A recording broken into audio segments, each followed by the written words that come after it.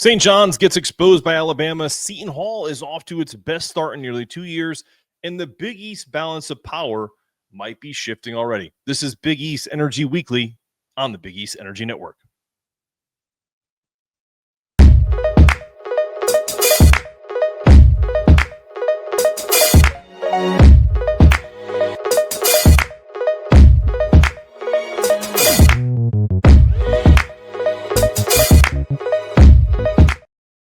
What's up, everyone? Got a special show today, bringing in a tri-state basketball expert, a guy who been covering St. John's, Seton Hall. Hell, he even dives into non-Big East stuff like Rutgers and Division II, Division III, some of the smaller programs that are Division I in the tri-state area, St. Peter's, etc.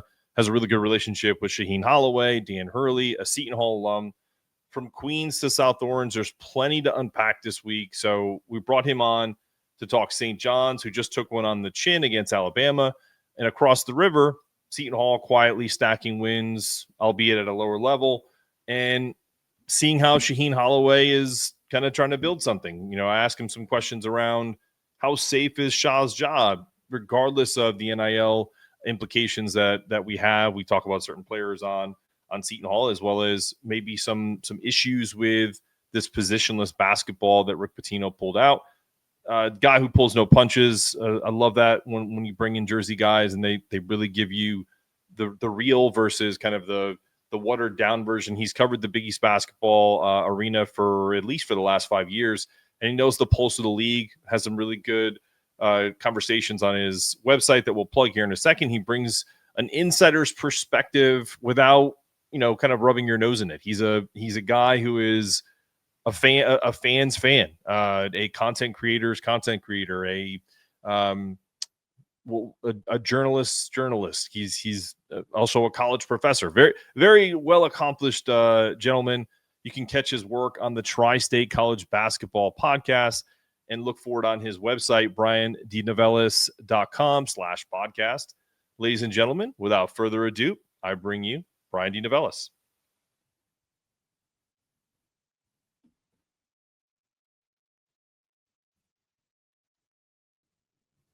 All right. As promised, we got Bryan DeNovellis, Tri-State College Basketball Podcast. Bryan, you've never been on the weekly show. You've done the Hoops Cap, and we kind of do everything here, obviously, at Big East Energy. So the weekly show, we really try to not make it just about UConn, St. John's, Creighton, the top three. So let's start with Seton Hall.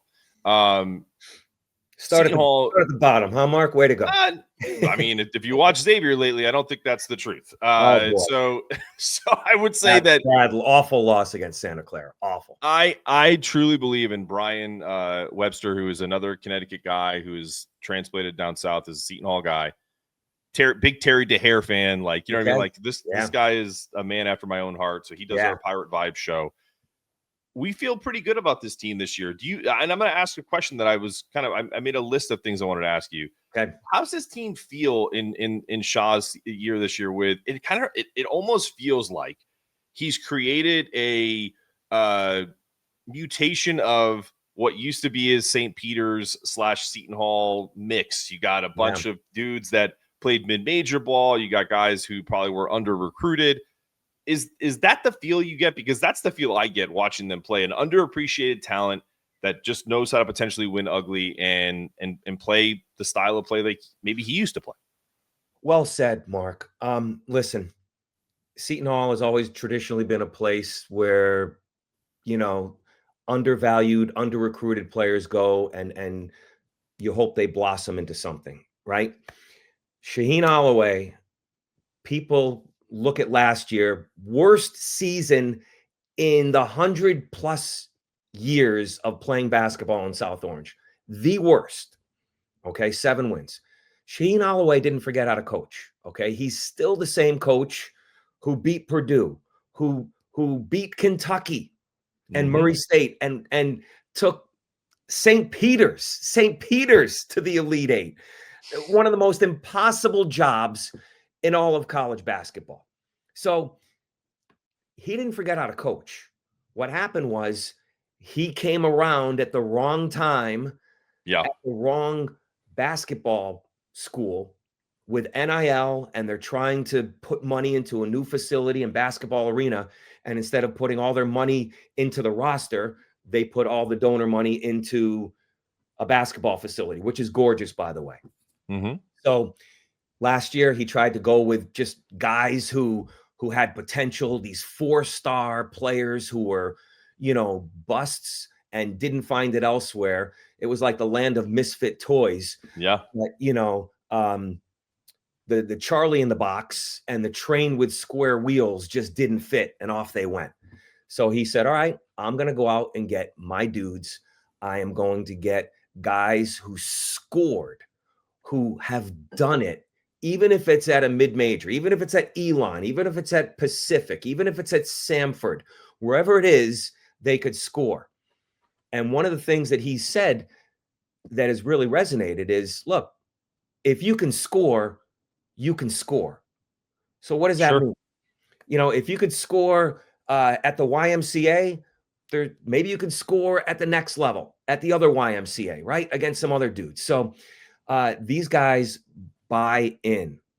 AJ Staten McCray was brought in to be a scorer on this team.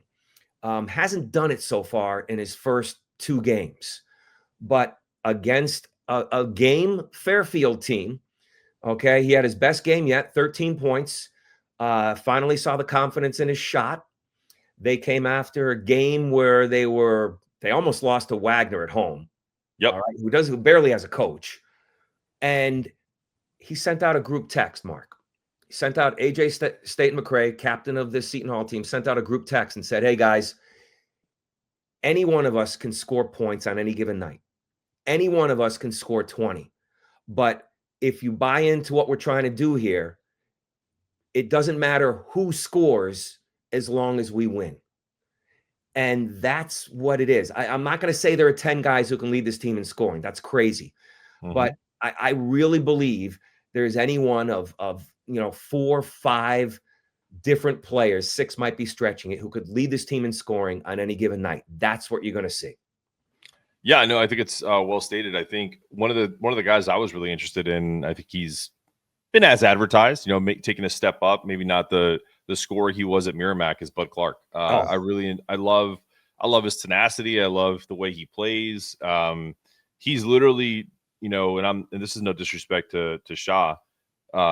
He's basically a reincarnation. Like that's the Shah I remember watching, when I was a high school kid, you know what I mean? Yeah. Watching these guys play basketball, when the Big East was at the height of its powers. Like that's what he reminds me of.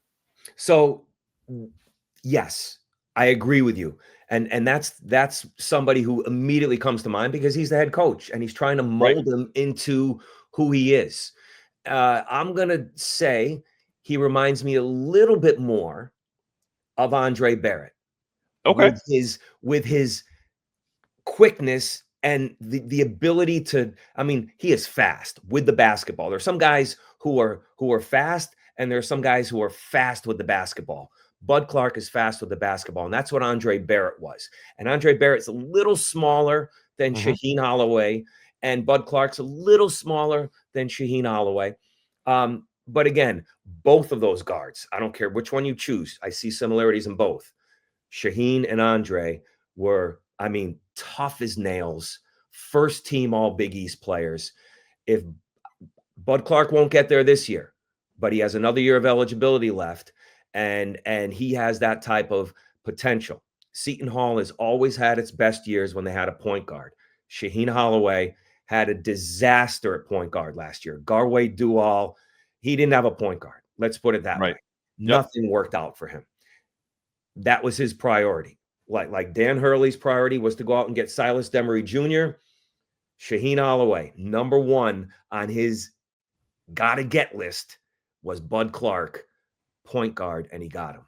I love it. And it shows. You can tell there's a good relationship there. I think you can see that forming in the only way a coach and point guard can, and I think it's an interesting parallel that both Dan and him kind of went after guys that they know they can win with. Both coaches, Mark, both coaches demand a lot.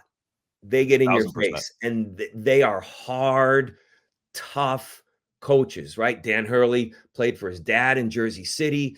St. Anthony's, great program. Shaheen Holloway played in Elizabeth, for St. Pat's, storied program. For Kevin Boyle, who's now, the king of high school basketball at Montverde. So, you're talking about tough guys who demand a lot. It takes a special person and a very special point guard to be able to play for both coaches. No, I totally agree. So here's a question I asked some Seton Hall folks, and I want to get your opinion as an alum and as someone that covers in North Carolina.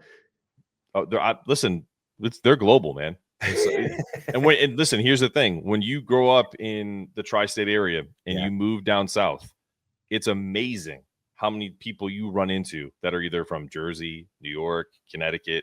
It's like there's like a gravitational pull to each other. Okay, let's just put it that way. Too, right, Mark? You're like, yeah, I know this. Yeah, I can always tell. I can always tell. I can always tell. Yeah. And so the question is, because this just happened at NC State, and I'm making this parallel.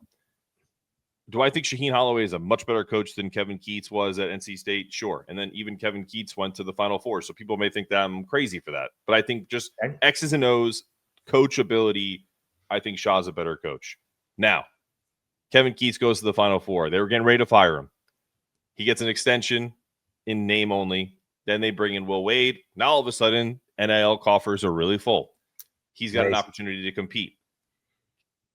If the same thing happens at Seton Hall, where they've started 3-0 for the first time in regular season since, I think, January of 2024, first 3-game win streak since that time. However, if Seton Hall has another season, maybe not as bad as last year, but a subpar, and they let him go, unfortunately, is that something that you feel like is realistic, or do you think that this is like they're going to let him ride this out because they really haven't invested, and maybe they can start? I just don't want him to be a casualty like that where they give NIL money to the next guy. No, Seton Hall has it's a mom and pop. They nickel and dime with their NIL, and they don't have a Mike Rapoli from St. John's. There are some people out there. There are some very wealthy donors, right? And there are some very successful former Seton Hall players that have done very well. But I don't know what they're tapping into. All right. It's kind of a place where you have to roll up your sleeves, put your hard hat on, and not only in the basketball court, but behind the scenes. No, I listen, if Seton Hall, let's say they win 10 games this year. All right.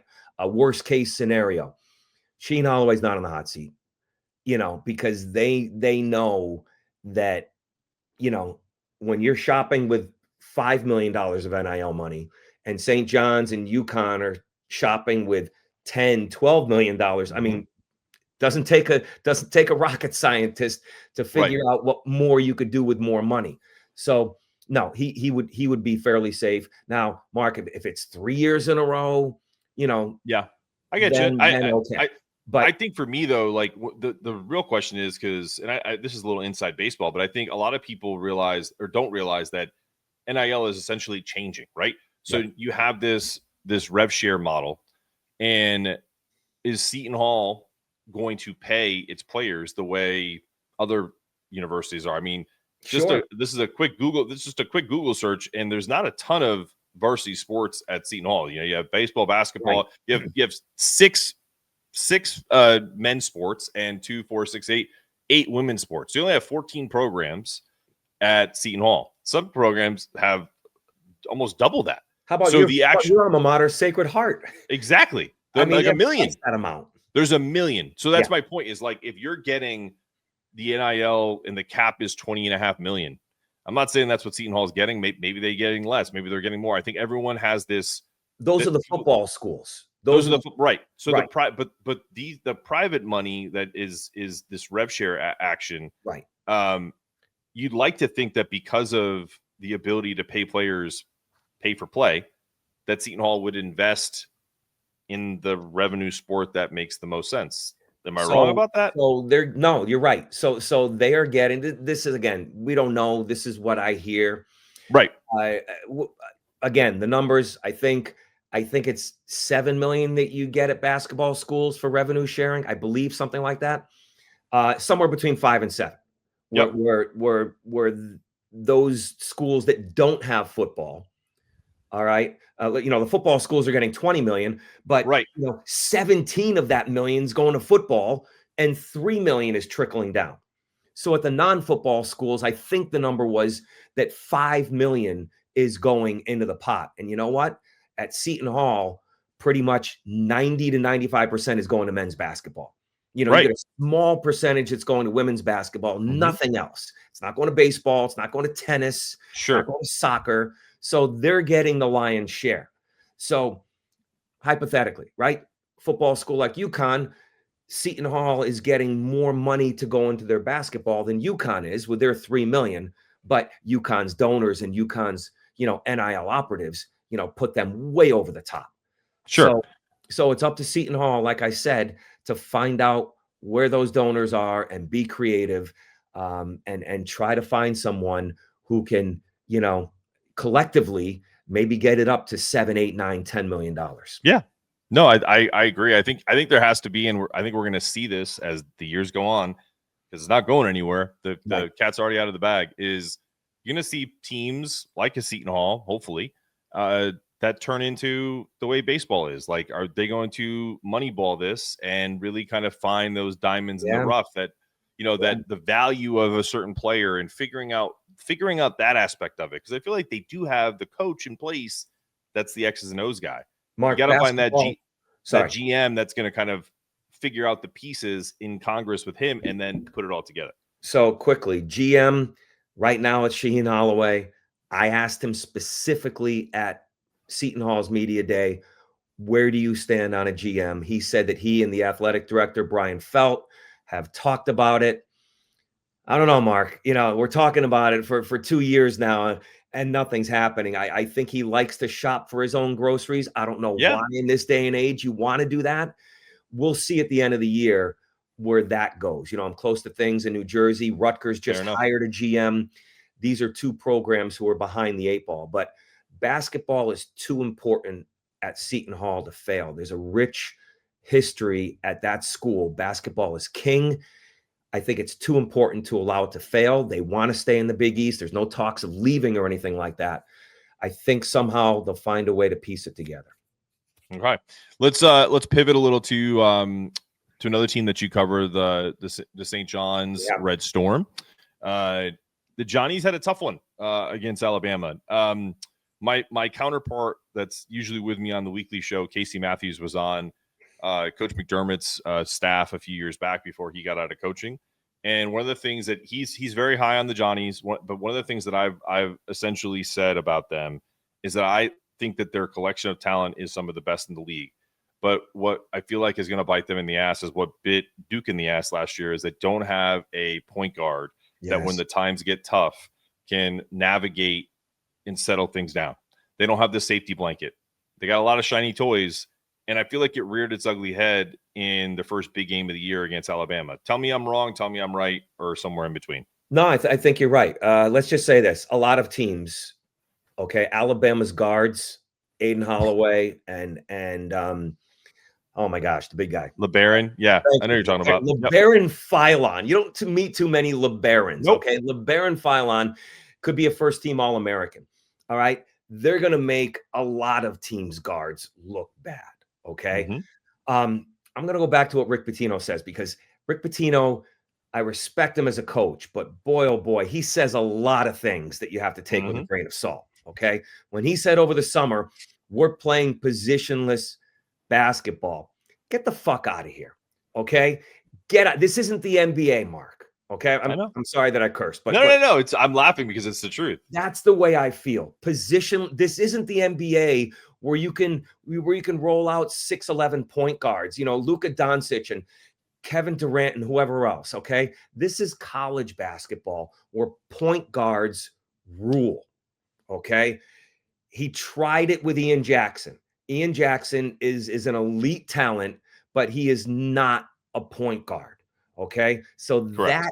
that experiment has failed. Ian Jackson didn't even start against Alabama. Okay. He will start again, but that just tells you. Okay. And right now, their best point guard sat out with an injury, Dylan Darling.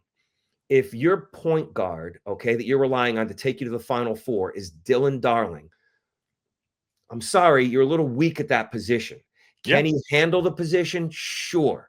But we saw how UConn did I was just last about to say year that. Go ahead. when they tried to handle that position. So, yes, I think the warning signs are there. This talent, they will score. Oh, my God, they will score, okay? Last year's team, we know, was an elite defensive team right behind Houston. This year's team will be a top 10. I'm going to predict a top 10 scoring team in the nation, which says a lot. But if they don't get better defensively, okay, they're only going to go so far because you need to get stopped. So if anyone can work on it, it's Rick Pitino. But a little warning sign early on. That's why it's good you have these early season tests against top 25 opponents. All right. The sky is not falling. No. St. John's has lost big games before in the preseason, right? Baylor, Georgia, it happens. They'll be fine, but they'd better get it fixed defensively. Yeah, no, I think it's a great point. And I think if you're just a Big East aficionado or UConn fan, like it does feel really familiar. Like I think the only difference is last year's UConn team versus this year's St. John's team. The talent of St. John's is so much greater than UConn's team last year based on by position. Yeah. But the glaring similarity is the point guard position is in flux, and it's you cover sports, at every level. Yeah. It's like an NFL team. You could have the best defense in the world. You could have all these skill position players. If your quarterback is not good, if your quarterback is inconsistent, your team is going to struggle week in, week out. The Giants, or the Jets. So it's just the reality. I mean, how great defenses have the Jets had over the last like 4 or 5 years to not go anywhere. Have these little streaks. Like these little. You win 2 or 3 games in a row. Same with the Giants when they had Tommy DeVito. Like you have these little moments, but you're never going to have the consistency that you're looking for, and it's going to be. I have a feeling it's going to be like that a lot this year for St. John's, and I don't think the fans are ready for it, to be honest. No, listen, they're not panicking. They have a very good front court. Zuby Ejiofor, absolutely, the best in the Big East by far. Like in my opinion, yes. If Bryce Hopkins is healthy, and boy, did he look good in the first half. He looked like his old self with 19 points against Alabama. But still, Alabama's big scored too. So they did pretty well. I think they're going to have to figure it out. You made an NFL reference. We're both from Connecticut. Let's go back to the Hartford Whalers, right? Love the Whale. It's like in hockey. If you have 2 goaltenders, you don't have 1. So you need to establish that position. Oziah Sellers, Joe Sansanin, overmatched defensively. Who's running the team? We'll see if Dylan Darling can handle it. We know Ian Jackson can't. At some point, you need to, right? Old school, Mark. Tie game late, right? Put the ball in Tristan Newton's hands. Put the ball in, we're going old school, right? We're going to put the ball in Shaheen Holloway's hands. Yeah. Put the ball in your point guard's hands and say, go make a play. That's how, put the ball in Bobby Hurley's hands. Hell, put it in Dan's hands. Put it in Dan Hurley's hands. Yes. He was a hell of a point guard, and he gives himself way too much shit for. He was a great player at Seton Hall. Yeah, it didn't work out the way he wanted it to. But if Dan Hurley from the mid '90s or the early '90s was on this St. John's team right now, they're a Final Four team. He'd be their starting like that. Just like that. Yeah. All right, Brian, I just real quick tell the audience that it tunes in from all over. We got people from Nebraska to all the way in, you're probably down here in North Carolina that listens to the Big East Weekly Show on Big East Energy Network. Where can they find your stuff, and where can they listen to your coverage on the Tri-State College Basketball Podcast? Yeah, Mark, I appreciate it. Listen, I've covered sports in New Jersey and the Tri-State area since 1995. I worked at ESPN way back in the day. So I've been covering sports in this area for over 30 years. I started a podcast in 2021. It's called the Tri-State College Basketball Podcast. It's one of a kind because we're not just covering, New York. We're not just covering New Jersey. We're not covering Connecticut. We're covering the Tri-State from D3 all the way up to Division I. And I go to a bunch of games throughout the year. I go to about 20, 25 games in person. And we bring on some of the guests. And that's, to me, what makes it fun. So Tri-State College Basketball Podcast. I appreciate you having me on, Mark. You do a great job. And you really know your college basketball. And this has been a lot of fun. Appreciate you, Bryan. We're going to catch you next time. We'll get you on, and I'll definitely see you out there. All right. Hope to see you out very soon. That was a good little differentiator every once in a while is never a bad thing on a podcast. So bringing Bryan in and talking mostly Seton Hall with a little bit of St. John's in the mix. Stay tuned for later this week. We will probably have a second weekly show to talk about Creighton and their big game against Gonzaga, because by the time this was recorded, that show was on, or that game was going to be played, and I wanted to get Casey's take and others on the pod. So definitely we're going to react to that as well. So just wanted to give everyone a heads up. We definitely will jump in on that. Also take on how bad Xavier is, the reasons why, everything that goes with it. So expect a second weekly show later this week. And really just excited about continuing the season as we get closer to Big East regular season. We're going to keep tabs on which teams are playing well, which teams are kind of just hanging around, and which teams are going to be the teams that are going to be relevant and actually vying for NCAA tournaments come March. So we're going to talk about all of that again later this week. But I hope you enjoyed the show, and go check out Bryan's work on the Connecticut, or the the Tri-State basketball podcast.